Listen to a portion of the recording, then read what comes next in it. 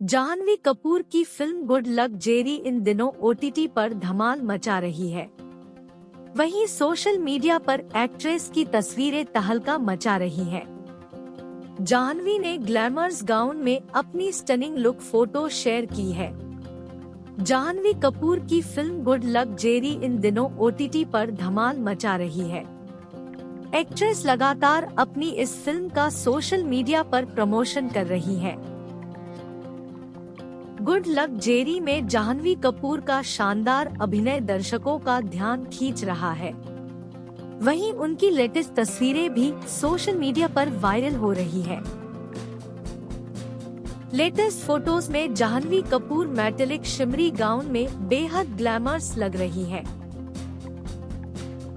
वैसे तो एक्ट्रेस हर लुक में बला की खूबसूरत लगती है और इन तस्वीरों में भी वो फैंस के होश उड़ा रही है। जाह्नवी कपूर ने हाल ही में अपनी फिल्म बवाल की शूटिंग खत्म की है। इस फिल्म में वो वरुण धवन के साथ नजर आने वाली है।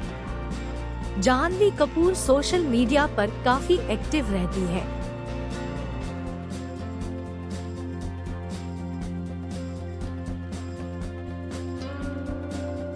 उनकी लेटेस्ट पोस्ट का फैंस को बेसब्री से इंतजार रहता है। बवाल के अलावा Janhvi Kapoor Mr and Mrs Mahi में नजर आएंगी। इस फिल्म में राजकुमार राव संग उनकी जोड़ी देखने को मिलेगी।